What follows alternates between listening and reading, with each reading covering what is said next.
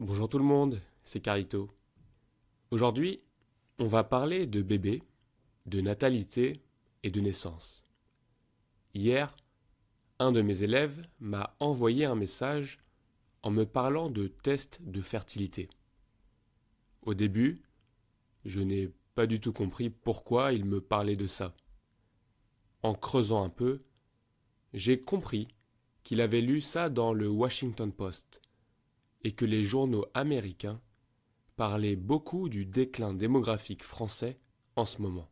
Super, j'avais mon sujet de la semaine pour ce podcast. Vous l'avez compris, aujourd'hui, on va voir pourquoi les Français font de moins en moins d'enfants. En France, un phénomène inédit a été observé. Le nombre de naissances a atteint un niveau historiquement bas. En 2023, moins de 700 000 bébés sont nés.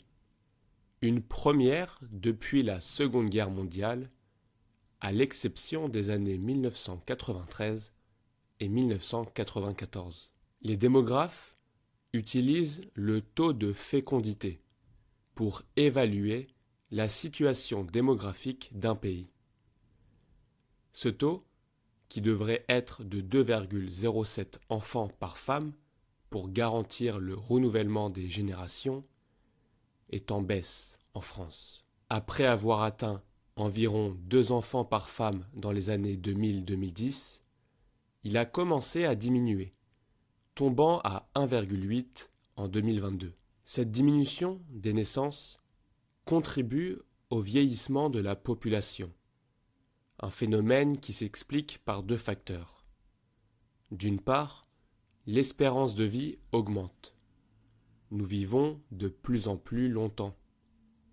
D'autre part, les nombreuses générations nées pendant le baby-boom vieillissent, atteignant désormais 75 ans et plus.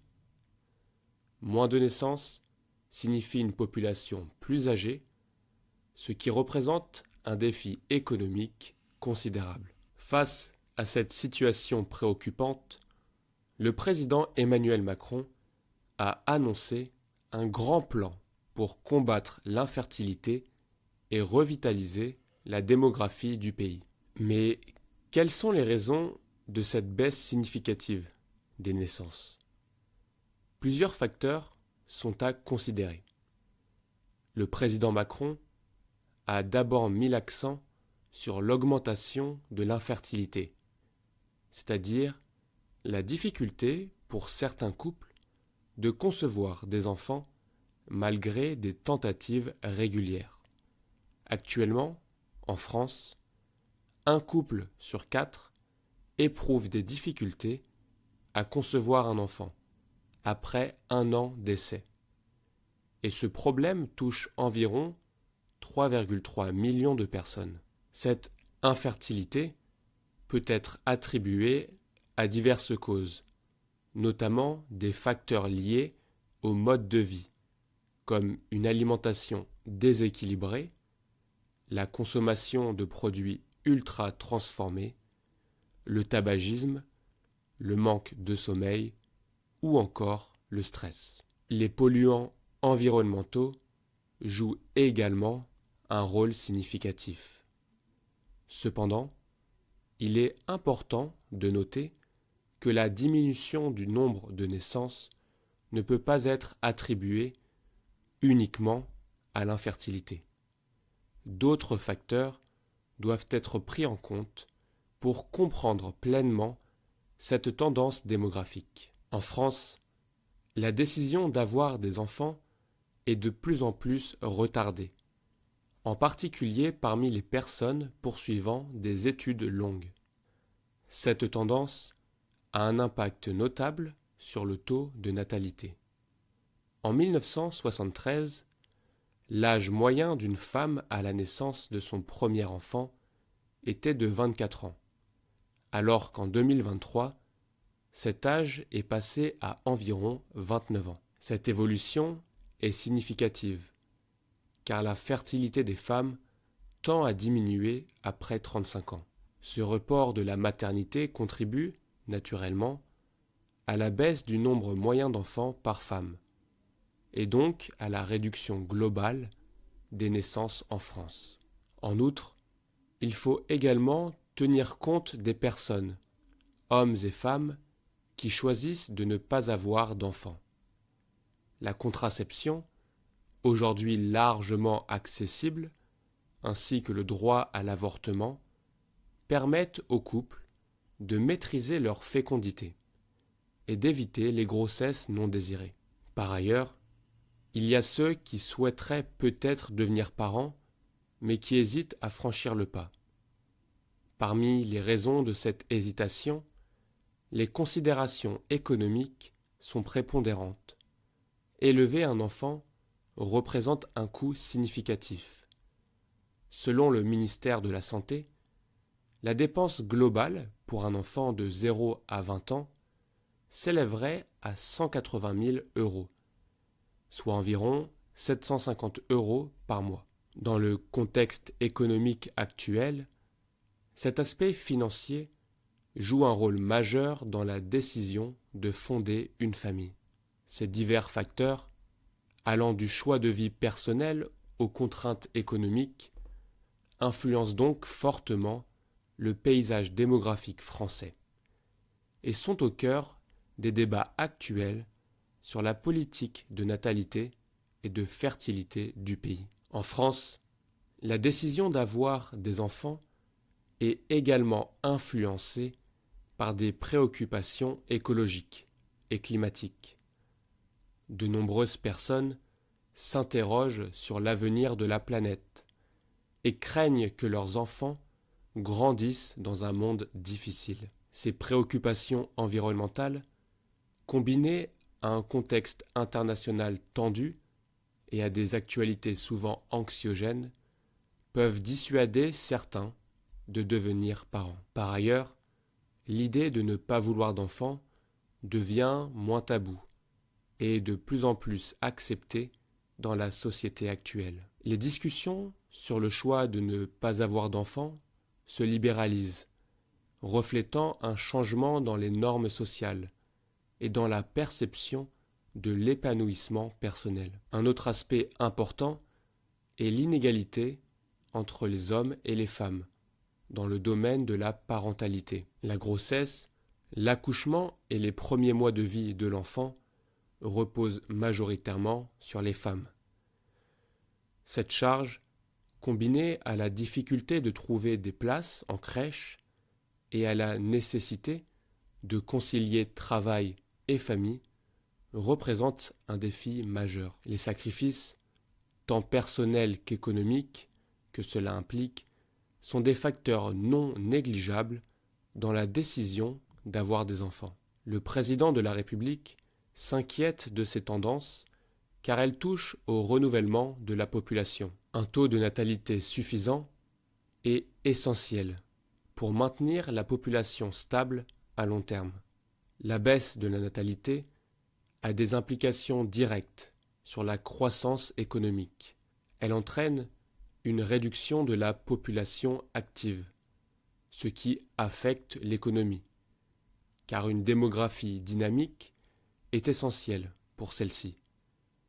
Cette situation a aussi un impact significatif sur les finances publiques, surtout en termes de prestations sociales. Par exemple, en 2019, une personne de 70 ans recevait en moyenne 28 000 euros de prestations sociales, alors qu'une personne de 20 ans n'en recevait que 3 700. Maxime Sbahi, économiste et auteur d'un essai sur le vieillissement, explique que le système de protection sociale français, qui repose sur un modèle par répartition, est mis à l'épreuve. Autrefois, il y avait beaucoup d'actifs et peu de retraités.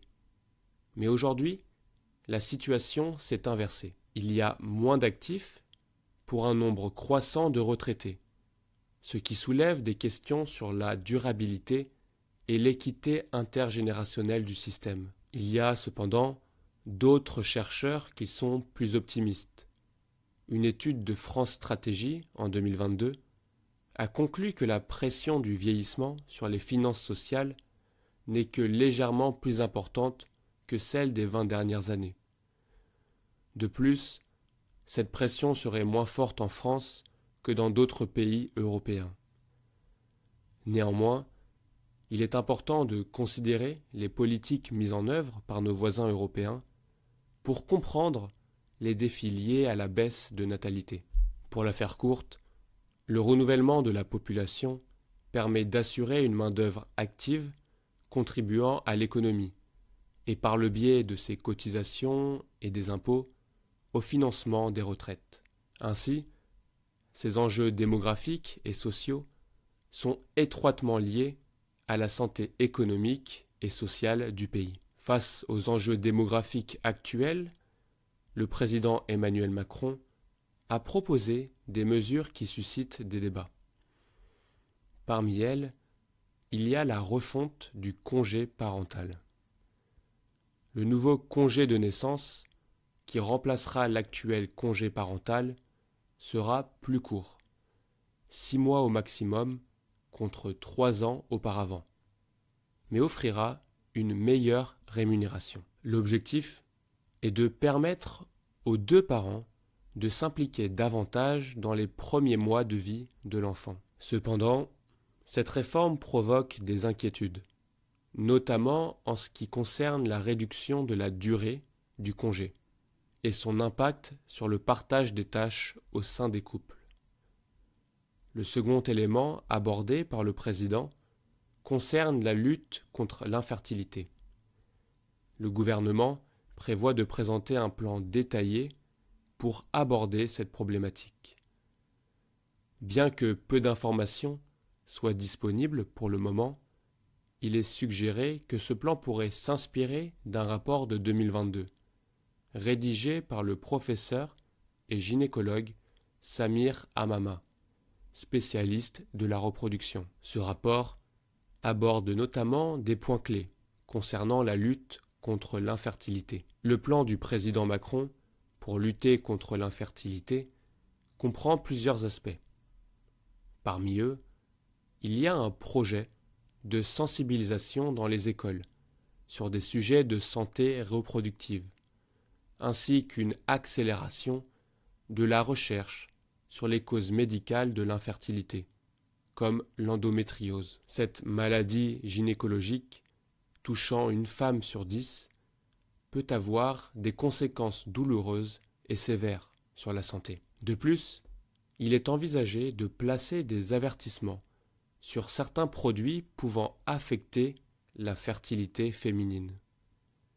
Ces propositions ont suscité des réactions variées, notamment l'emploi du terme réarmement démographique par le président a déclenché d'énormes débats.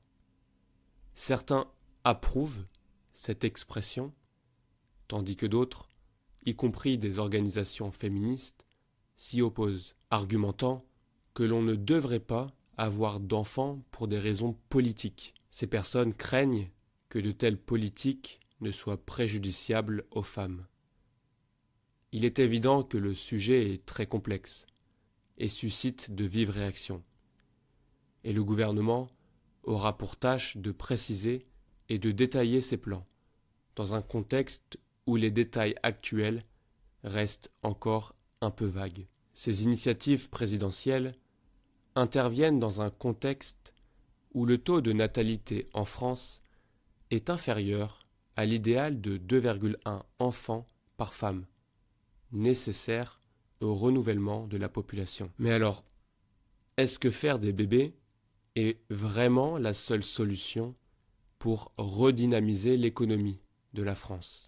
Il faut vraiment comprendre que le défi majeur pour l'économie d'un pays est de maintenir un taux élevé de personnes actives dans la population. Pour y parvenir, on peut faire des enfants, bien sûr, mais il existe des alternatives. L'immigration est l'une des solutions les plus simples d'un point de vue économique. Si un pays a moins de travailleurs actifs, pour supporter un nombre croissant de personnes inactives, il peut chercher à attirer des travailleurs étrangers. Des pays comme l'Allemagne, le Canada et les États-Unis, confrontés à une baisse démographique, ont adopté des politiques migratoires actives. Par exemple, l'Allemagne s'attend à recevoir 800 000 demandes d'asile cette année, considérant ces migrants comme une opportunité face à la pénurie de main-d'œuvre. Pourtant, cette approche économique rencontre souvent des résistances politiques. Face à la montée de l'extrême droite, l'Allemagne explore d'autres solutions, telles que la réduction des pensions de retraite, l'introduction d'une retraite complémentaire par capitalisation, ou encore le recours à l'intelligence artificielle et à l'automatisation. En Italie, où le nombre de naissances a chuté de 30% en 10 ans, le gouvernement d'extrême droite a pris un chemin différent. Le taux de fécondité en Italie est de 1,24 enfants par femme, contre 1,84 en France.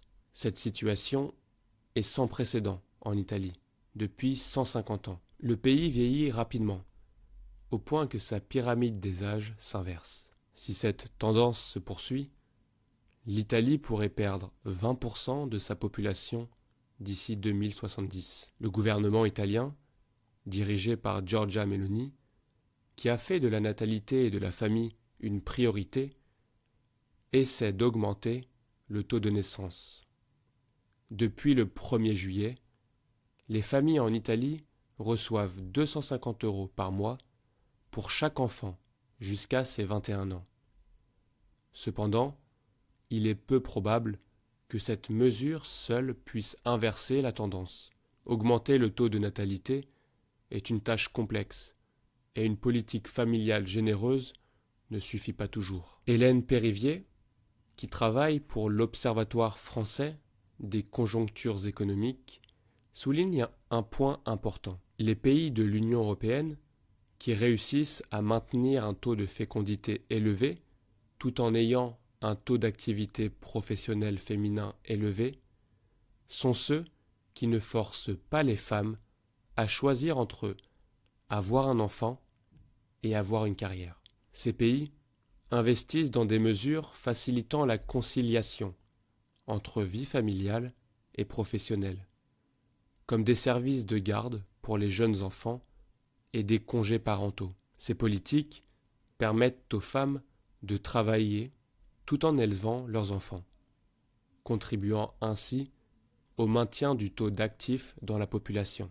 Cela est crucial pour financer le vieillissement de la population. En somme, il est essentiel de permettre aux mères de combiner maternité et indépendance économique, sans avoir à sacrifier leur carrière. Beaucoup pensent que la situation démographique ne changera pas, car avoir des enfants n'est plus perçu comme une obligation.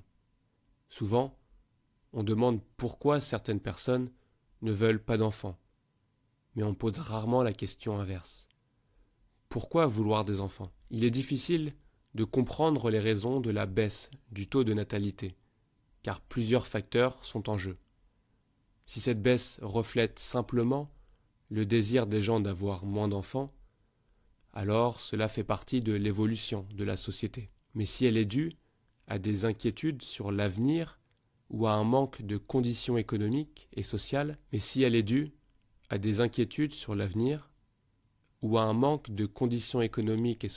adéquates pour élever un enfant, alors il y a un problème à résoudre.